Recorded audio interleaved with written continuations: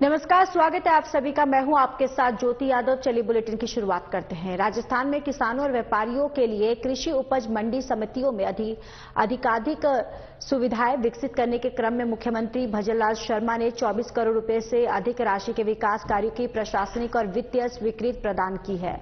मुख्यमंत्री शर्मा ने कृषि उपज मंडी समिति लालसोट और भवानी मंडी, देवली और कोटपुतली में आधारभूत ढांचा विकसित करने के लिए 7 करोड़ 27 लाख रुपए से अधिक की राशि स्वीकृत की। साथ ही कृषि उपज मंडी समिति लुड़कर सर और श्रीकरणपुर, बीकानेर, पुगल रोड और खाजूवाला, श्रीमाधोपुर, अनोखा और श्री डूंगरगढ़ और पदमपुर में संपर्क सड़कों के निर्माण कार्य के लिए 16 करोड़ 73 लाख रुपए की स्वीकृति दी गई है। साथ ही सीएम की ओर से उक्त कार्यों पर स्वीकृत लगभग 24 करोड़ रुपए की राशि से कृषि उपज मंडी समितियों का आधारभूत ढांचा सुदृढ़ होगा और जिससे व्यापारियों और किसानों को अधिक से अधिक सुविधाएं मिलेंगी। तो वहीं संपर्क सड़कों के निर्माण से किसानों और आमजन की मंडी समिति तक पहुंच सुगम होगी। साथ ही किसानों को कृषि जिंसों के विक्रय करने में समय और ईंधन की बचत भी होगी।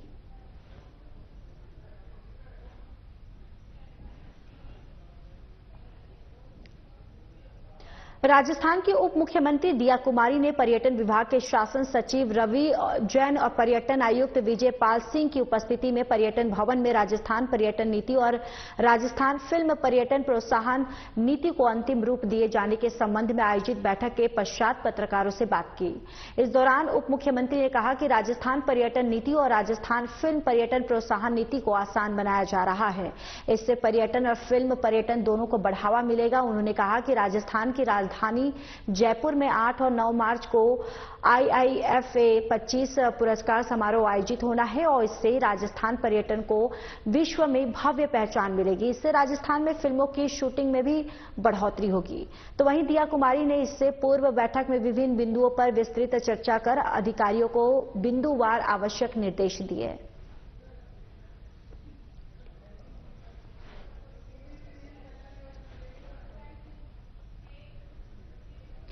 गृह मंत्री आपको बताते चले कि गृह राज्य मंत्री जवाहर सिंह बेढम ने कहा कि कांग्रेस के नेताओं ने ओछी राजनीति शुरू कर दी है।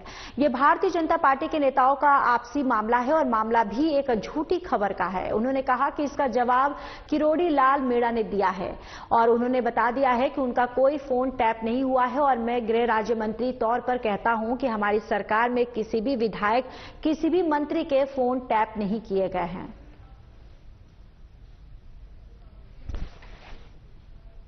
देखिए, तथाकथित फोन टेपिंग के बयान पर कांग्रेस के कुछ नेताओं ने ओछी राजनीति शुरू कर दी है। जब उनको ये मालूम है कि भारतीय जनता पार्टी के नेताओं का आपसी मामला और वो मामला भी एक झूठी खबर के ऊपर, और उसका जवाब माननीय किरोड़ीलाल मीणा जी ने दे दिया। मैं स्वयं प्रदेश का गृह राज्य मंत्री हूं। मैंने कहा कि हमारी सरकार किसी भी विधायक, किसी भी मंत्री के फोन टेप नहीं कराती।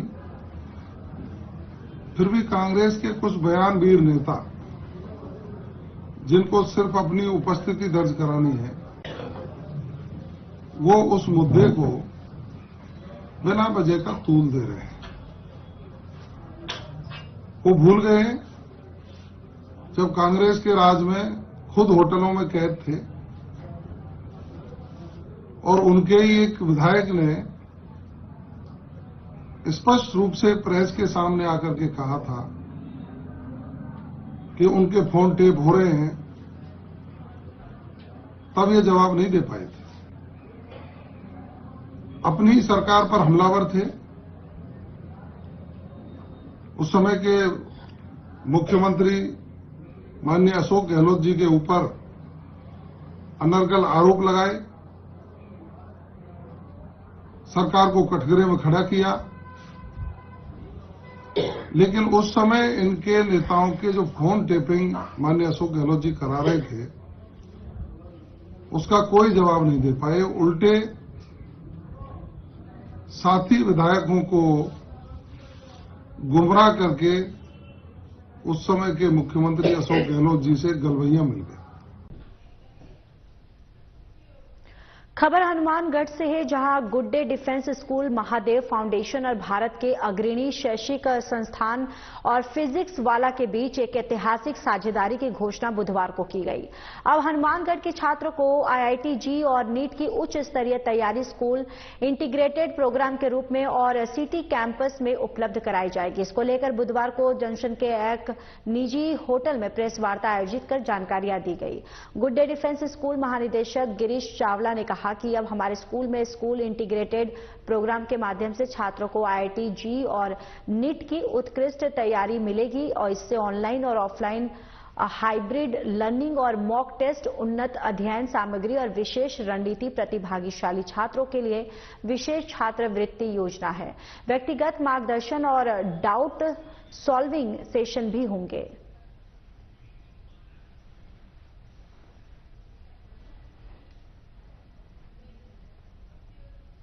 राजस्थान में फोन टैपिंग मामले में किरोड़ी लाल मीणा को दिए गए नोटिस पर कांग्रेस के नेता भी भजनलाल सरकार को अब घेरने में कोई कसर नहीं छोड़ रहे हैं। पूर्व मंत्री प्रताप सिंह खाचरियावास ने बयान जारी करते हुए कहा कि ये किरोड़ी लाल मीणा को निपटाने की तैयारी है। संघर्ष करे और किरोड़ी लाल राज करेगा भजनलाल। किरोड़ी लाल मीणा ने भ्रष्टाचार के मामले उठाए तो सरकार उनके ही खिलाफ हो गई। किरोड़ी लाल मीणा ने बजरी खनन के भ्रष्टाचार को उजागर किया। उनके फोन टैप करवाए जा रहे हैं। जब पार्टी के अंदर ही मंत्री की बात नहीं सुनी जा रही है तो क्या हालात होंगे। खाचरियावास ने कहा कि ये सरकार गरीबों, पिछड़ों और दलित आदिवासियों की विरोधी है और जब फोन टैपिंग के बहाने डॉक्टर किरोड़ी लाल मीणा को बाहर का रास्ता दिखाने की तैयारी कर रही है। बीजेपी के तमाम बड़े नेता डरे और सहमे हुए हैं। अब इतने डरे और सहमे हुए क्यों है मैं नहीं समझ रहा, लेकिन कई बार आदमी कहते हैं ना, मोरियो नाच कूद पगा गानी देख रू है। आ कहावत है राजस्थान की, जब पगी साथ को नहीं देवे और बाड़ी खेत में खाबा लाग जावे तो आप बताओ खेत का ही करे। हालत आया कि जब बीजेपी को नेतृत्व यहाँ के पाछे पड़ गयो, लाई करेगा ही सारा का सारा। दहशत है बहुत जबरदस्त। आप डरा धमकार खुद का नेताओं ने बंद कर दिया और झगड़ो चालू हुआ है बजरी से। बजरी जब इन्होंने ये कहा कि साहब 7 करोड़ रुपए की बजरी रोज निकल रही है, सरकार आज तक जवाब ये नहीं दे रही कि वो 7 करोड़ रुपए की बजरी गैर कानूनी तरीके से बीसलपुर से कौन निकाल रहा है। डॉक्टर साहब ने ये सवाल उठाया था तो दर्द बीजेपी के तब चालू हुआ जब 7 करोड़ की बजरी का सवाल डॉक्टर किरोड़ी लाल जी ने उठाया। दर्द फोन टेपिंग से नहीं हुआ है, दर्द 7 करोड़ की बजरी से हुआ है कि ये पोल क्यों खोल दी। अब 7 करोड़ की बजरी का मजा ले लिया है बीजेपी वाला, तो डॉक्टर साहब बोलेंगे दर्द होगा, इसीलिए उनको धमका कर और जिस तरीके से उनसे बुलवाया गया मेरे से गलती हो गई। ये डॉक्टर साहब का की स्टाइल नहीं है। इस तरह से पार्टी हो चाहे कोई भी हो, पार्टी के तो अनुशासित सिपाही है, अच्छी बात उन्होंने बोली, लेकिन उन्होंने कहा मेरे से गलती हो गई। और जिस तरह की भाषा, उनका जो चेहरा हाव भाव देखे मुझे अच्छा नहीं लगा, क्योंकि मैं बचपन से डॉक्टर साहब का बहुत सम्मान करता हूं, उनके संघर्ष का सम्मान करता हूं, लेकिन जो बीजेपी ने उनके संघर्ष का अपमान किया है वो राजस्थान कभी नहीं भूले। देखिए, फोन टेप यदि नहीं हो रहा है तो मुख्यमंत्री जी को जवाब देना चाहिए। फोन तो टेप हो रहा है, फोन टेप हो रहा है, इसीलिए बीजेपी सरकार को इतना दर्द हुआ है। यदि फोन टेप नहीं हो रहा होता तो दर्द ही नहीं होता। दर्द जब हुआ करे तो आग लागे जनाई तो बढ़त लागे, तो वो दर्द इसीलिए हुआ है क्योंकि फोन टेप हो रहा था, बीजेपी को दर्द चालू हो गया। बीजेपी सरकार ये चाहती है हम चाहे कुछ भी करें, हमारे सामने कोई नहीं बोलेगा, ये नहीं चलेगा। ये राजस्थान की धरती है, यहाँ के नेताओं को लड़ना भी आता है, मरना भी आता है, सामने वाले का इलाज भी करना आता है। हम आज कह रहे हैं, हम सच बोलेंगे भी, जनता के जहां परेशानी होगी वहां लड़ेंगे भी और सरकार को झुकाएंगे भी, सरकार चाहे कुछ भी कर ले। मुझे बड़ा दुख है कि डॉक्टर किरोड़ी लाल मीणा जैसे सीनियर लीडर जो 70 से ज्यादा पार हो चुके हैं, एक बुजुर्ग नेता को डरा धमकाकर गलती मानने के लिए बीजेपी ने मजबूर कर दिया। जो आदमी इतनी मेहनत करता है, किसी पार्टी में संघर्ष करता है, उसके बाद जब पार्टी सत्ता में आती तो उम्मीद करता है। मुझे ज्यादा दुख नहीं है, दुख सिर्फ इस बात का है कि जो भाषा बीजेपी के कई मिनिस्टरों ने डॉक्टर किरोड़ी लाल जी के लिए बोली धमकाने के वे में, वो भाषा गलत थी। और एक सीनियर लीडर को जिसने सबसे ज्यादा मेहनत की बीजेपी को राज में लाने के लिए, उसके साथ इस बार जैसा व्यवहार बीजेपी कर रही है, कि आप गलती मानने के लिए मजबूर कर रहे हैं। जो भाषा डॉक्टर साहब ने बोली है, डॉक्टर क्यूड़ीलाल जी ने, तो मैं गलती मानता हूं, मेरे से गलती हो गई, इसका मतलब कहीं ना कहीं बीजेपी के कुछ लोगों ने उनको ऊपर प्रेशर बिल्डअप किया है और जो डराने धमकाने की कोशिश की गई और उनको धमकी दी गई हो, मुझे ऐसा लगा कि हम आपको हटा देंगे, पार्टी से निकाल देंगे। उसके बाद क्योंकि ये डॉक्टर क्यूड़ीलाल जी की भाषा नहीं है, जिस ढंग से उनके साथ व्यवहार किया गया बीजेपी के नेता, वो बीजेपी को शोभा नहीं देता, लोगों के समझ में आती है। क्योंकि बीजेपी आदिवासी नेता, दलित नेता, इन नेताओं के साथ जिस तरह का व्यवहार कर रही है, क्योंकि समरावता कांड हुआ, वहां पर भी बीजेपी ने ऐसा ही किया। लोग आज तक इंतजारी कर रहे हैं न्यायिक जांच की, मुआवजा मिल जाए। इनका एक नेता जो वहां चुनाव लड़ा, नरेश मीणा, वो बेचारा जेल में छात्र नेता रहा है। डॉक्टर साहब को आप इस तरह से प्रेशर में लेकर गलती मनवाते हो, सार्वजनिक रूप से उनसे कहलवाते हो, बीजेपी का ये आदेश होता है, आप सार्वजनिक रूप से बोलिए, गलती मानिए। जयपुर जिला कलेक्टर डॉक्टर जितेंद्र कुमार सोनी के निर्देशन सक्षम जयपुर अभियान के तहत चाकसू में नगर पालिका के सभागार में नागरिक सुरक्षा जयपुर की DQRT टीम की ओर से एक दिवसीय आपदा प्रबंधन प्रशिक्षण कार्यक्रम का आयोजन किया गया। नागरिक सुरक्षा जयपुर के उप नियंत्रक अमित शर्मा ने बताया कि इस नॉन स्टॉप प्रशिक्षण कार्यक्रम में आपातकालीन बचाव के तरीके, प्राथमिक चिकित्सा, अग्निशमन के साथ साथ कुआं, बोरवेल इत्यादि कैसे सुरक्षित रखें और अपनी जान जोखिम में न डालते हुए कैसे दूसरों की मदद कर सके और किस तरीके से आपदा न्यूनीकरण किया जा सके। और आपको बताते चले कि आपदा को न्यूनीकरण किया जा सके, इसके संबंध में विस्तार से बताया गया। प्रशिक्षण कार्यक्रम के दौरान रेस्क्यू टीम से अनुदेशक असरार अहमद और भीम मेड़ा ने कार्यशाला में प्रतिभागियों को आपदा प्रबंधन के तौर तरीके और बचाव उपायों की बारीकियों से रूबरू करवाया।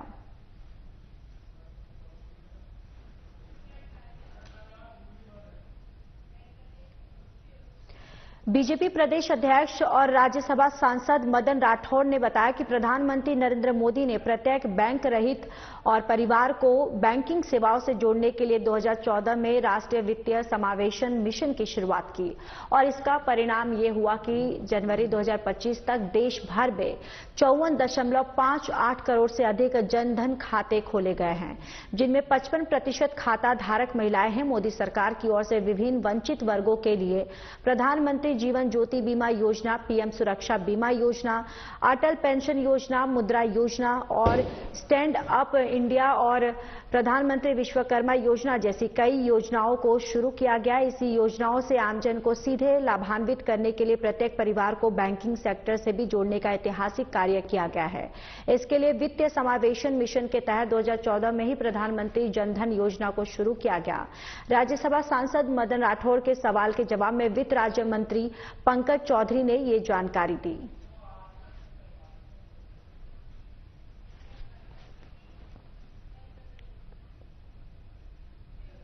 बीजेपी ने आज टोंक जिले के 7 मंडल अध्यक्षकों की घोषणा कर दी है। 25 मंडल अध्यक्षकों में से 13 मंडल अध्यक्षकों की पूर्व में घोषणा हो चुकी है। जिन नए मंडल अध्यक्षकों की घोषणा हुई है उनमें 4 टोंक विधानसभा और 1 निवाई और 2 देवली उनियारा विधानसभा क्षेत्र से हैं। सभी मंडल अध्यक्षकों का टोंक जिले के संगठन और पर्व अधिकारी हरिंद्र शर्मा और बीजेपी जिलाध्यक्ष अजीत सिंह मेहता ने बधाई दी है और मालाएं पहनाकर उनका स्वागत किया है। उनसे आशा जताई जा रही है कि वे संगठन में मिलजुल कर काम करेंगे और पार्टी को आगे बढ़ाने का भी काम करेंगे।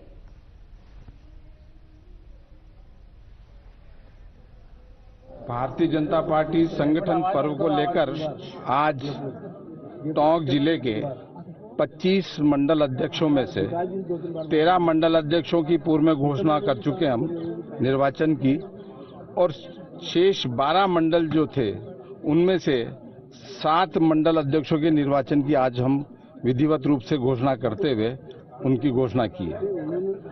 7 मंडल जो हैं उसमें 4 टोंक विधानसभा के हैं और 1 निवाई विधानसभा से है और 2 देवली उनियारा विधानसभा से। 4 जो टोंक विधानसभा से हैं, श्यामा प्रसाद मुखर्जी मंडल जिसमें भगवान जी सैनी और पंडित दीनदयाल उपाध्याय मंडल जिसमें विष्णु जी चावला, महेंद्रवास मंडल में श्री धर्मराज जी चौधरी और बरवास मंडल के अंदर जितेंद्र जी गुर्जर को निर्वाचित घोषित किया है। भारतीय जनता पार्टी के संगठन पर्व कार्यक्रम में आज हमारे इस जिले के संगठन पर्व के प्रभारी सम्मान्य हिरेंद्र शर्मा साहब ने आज 7 मंडल अध्यक्षों की आज घोषणा की है। उसमें टोंक की विधानसभा के 4, निवाई का 1 और देवली विधानसभा के 2 मंडलों की आज विधिवत घोषणा की है और मंडल प्रतिनिधि की भी आज घोषणा 7 मंडलों की गई है। निश्चित जो मंडल अध्यक्ष बने उनको मैं अपनी ओर से बधाई और शुभकामनाएं देना चाहता हूं और उनसे निवेदन भी आग्रह करना चाहता हूं कि पार्टी की अपेक्षा बहुत है, पार्टी के काम बहुत हैं, पार्टी का विचार बहुत नीचे तक ले जाने की आवश्यकता है। राज्य में और केंद्र में हमारी सरकार है, हमारी सरकार की योजनाओं तक गरीब आदमी तक कैसे लाभ पहुंचा सकता है, इस चीज की चिंता मंडल अध्यक्ष को करनी पड़ेगी। अलवर में खेडली कस्बे के श्वेतांबर पल्लीवाल जैन मंदिर पर 21वें तीर्थकर भगवान नमीनाथ की प्राण प्रतिष्ठा पर जैन संघ की ओर से 4 दिवसीय कार्यक्रमों के दौरान प्रतिष्ठा की शोभा यात्रा कस्बे के मुख्य बाजारों से होकर निकाली गई।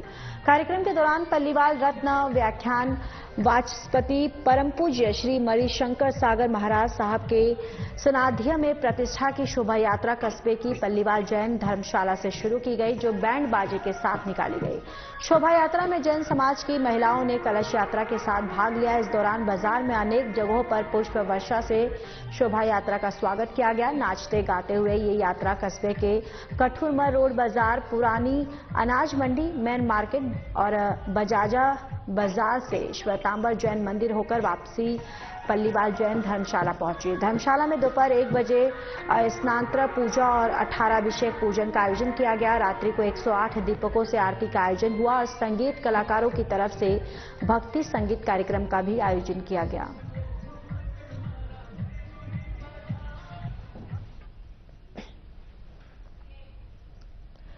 खबर हनुमानगढ़ से है, जहां गुरु रविदास का 648वां जन्मोत्सव बड़ी धूमधाम से मनाया गया। इस अवसर पर 2 दिवसीय कार्यक्रमों का आयोजन हुआ। कार्यक्रमों की श्रृंखला में पहले दिन शोभा यात्रा निकाली गई, रात्रि को जागो का आयोजन हुआ और गुरु रविदास जी की जयंती के दिन निशान साहब का चोला बदला गया और शब्द कीर्तन हुआ है। इस अवसर पर अटूट लंगर भी लगाई गई है। कार्यक्रम के सफल आयोजन में रविदास सेवा समिति अध्यक्ष रामपाल जाटव और सचिव विजयपाल हेमचंद और श्यामलाल रंगा, समाज सेवी नारायण राम नायक और सहित संस्था के पदाधिकारियों का सहयोग रहा। आज का प्रोग्राम श्री गुरुदास जी महाराज के 648वें गुरुपर्व को मनाने का प्रोग्राम था, जो हनुमानगढ़ की पूरी संगत द्वारा, हनुमानगढ़ के लोगों द्वारा इस खुशी के माहौल के प्रोग्राम को बहुत ही श्रद्धा और मर्यादा के साथ मनाया। प्रोग्राम भी चल रहा है, ये प्रोग्राम चल रहा है और जो सुबह से हमारे आयोजन थे, सुबह 8 बजे अमृतवाणी पाठ साहब के पाठ रखे गए थे। उसके बाद 11 बजे निशान साहब के चोले की रस्म थी और संगत को निहाल करने के लिए, संगत को शब्द कीर्तन दास जी महाराज की वाणी का प्रचार करने के लिए मलोट से भाई मंजीत सिंह जी और उनकी पार्टी आई हुई थी। उन्होंने अपना 2 घंटे का प्रोग्राम दिया। उसके बाद हमारी सेवा समिति की जो टीम है, उन्होंने आरती और अरदास का कार्यक्रम किया। गुरु रविदास जयंती के अवसर पे 2 दिन का हमारा बड़ा कार्यक्रम था। 11 तारीख को शोभा यात्रा गुरु जी की निकाली गई और पूरे शहर में प्रचार प्रसार किया गया और जो मीडिया बंधु थे उन्होंने भी हमारा इस कार्य में बहुत सहयोग किया है। और रात को करीब 7 बजे से करीब 10 बजे तक जागो निकाली गई शहर के अंदर और बड़ा ही मतलब अच्छा प्रोग्राम, महिलाओं ने खूब घूम कर वाणी का प्रचार किया, नाचे गाए, गाने गाए, खूब जो भी आनंद लिया वाणी का। विश्व जागृति मिशन के संस्थापक और देश के जाने माने आध्यात्मिक संत आचार्य सुधांशु महाराज के पावन सांध्या में गुलाबी नगर वासियों को दिव्य भक्ति सत्संग में धर्म और अध्यात्म की गंगा में डुबकी लगाने का सुअवसर मिला। और विजामी प्रमुख आचार्य सुधांशु महाराज शनिवार और रविवार को अपने जयपुर प्रवास के दौरान विशेष सत्र में श्रद्धालुओं को धर्म और अध्यात्म के मार्ग पर चलते हुए जीवन में सकारात्मकता, आनंद और उल्लास के साथ प्रगति के नए सोपान तय करने के गुरु सिखाएंगे, यानी कि गुड़ सिखाएंगे। और विश्व जागृति मिशन जयपुर मंडल की ओर से आयोजित किए जा रहे इस दिव्य भक्ति सत्संग के लिए आचार्य सुधांशु महाराज शनिवार को जयपुर पहुंचेंगे। प्रधान मदन लाल अग्रवाल ने बताया कि आचार्य सुधांशु महाराज शनिवार को गुलाबी नगरी पहुंचने के बाद आदर्श नगर में 20 दुकान स्थित सोमेश्वर महादेव मंदिर परिसर में स्थित जयपुर मंडल के आश्रम में श्रद्धालु और शिष्यों से मुखातिब होंगे और जयपुर मंडल द्वारा चलाई जा रही गतिविधियों का अवलोकन करेंगे।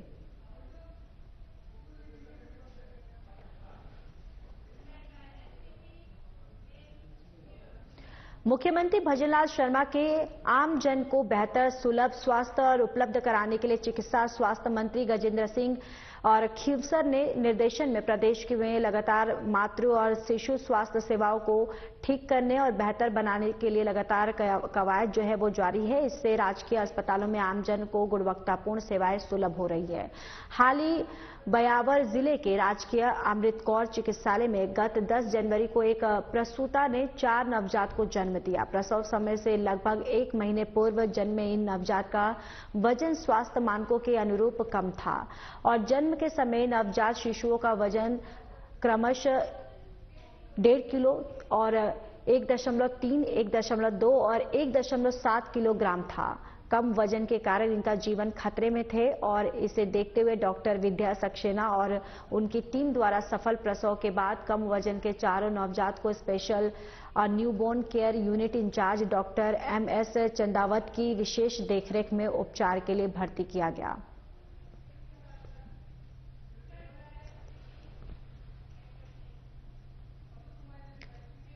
नेहरू युवा केंद्र, जनजाति क्षेत्र विकास विभाग और जिला प्रशासन डूंगरपुर के संयुक्त तत्वाधान में और बेड़ेश्वर धाम में गैर नृत्य प्रतियोगिता आयोजित की गई। प्रतियोगिता में कुल 13 दलों ने भाग लिया और गैर ने ऐसा रंग जमाया कि संपूर्ण कार्यक्रम स्थल खचाखच भर गया। कार्यक्रम में कनकमल कटरा और पूर्व सांसद डूंगरपुर बांसवाड़ और उमेश मीणा विधायक आसपुर मुख्य अतिथि रहे, तो वहीं प्रधान सरपंच विशिष्ट अतिथि रहे। प्रतियोगिता में अमरचंद बामनिया के नेतृत्व वाली ओडवाल बांसवाड़ा की टीम प्रथम और लक्ष्मण लाल के नेतृत्व वाली बस्सी आहाड़ा और बांसवाड़ा की टीम द्वितीय और धारजी डिंडोर के नेतृत्व वाली गांव बारी तलाई की टीम तृतीय स्थान पर आई।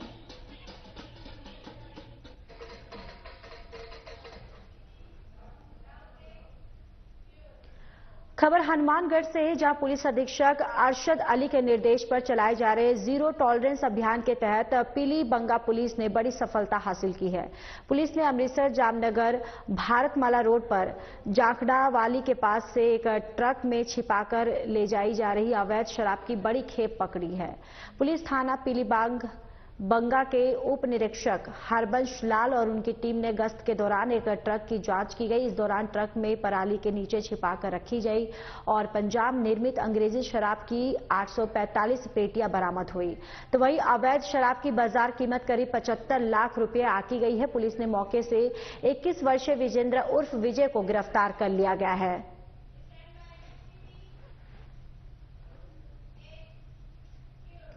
खबर हनुमानगढ़ से है, जहां पुलिस ने बड़ी कार्रवाई करते हुए 3 नशा तस्करों और एक सप्लायर को गिरफ्तार किया। पुलिस ने आरोपियों से 27.10 ग्राम हेरोइन बरामद की है। एसपी अरशद अली के निर्देश पर पुलिस टीम ने डीएसटी की मदद से इस कार्रवाई को अंजाम दिया है। इस दौरान जांच में पता चला है कि साहबराम और अमृत लिव इन रिलेशनशिप में रहकर लंबे समय से नशा तस्करी का नेटवर्क चला रहे थे और साहबराम के खिलाफ बीकानेर रेंज में 1 दर्जन से अधिक मामले दर्ज है और वो महाजन थाने में मारपीट के एक मामले में वांछित है। पूछताछ में खुलासा हुआ है कि हेरोइन की सप्लाई हरियाणा के मंडी आदमपुर से पवन कुमार करता था और डीएसटी की टीम ने पवन को गिरफ्तार कर हनुमानगढ़ जंक्शन पुलिस को सौंप दिया है। पवन आदमपुर मंडी थाने में एक हत्या के मामले में वांछित चल रहा है। फिलहाल पुलिस ने मामला दर्ज कर आगे की कार्रवाई शुरू कर दी है।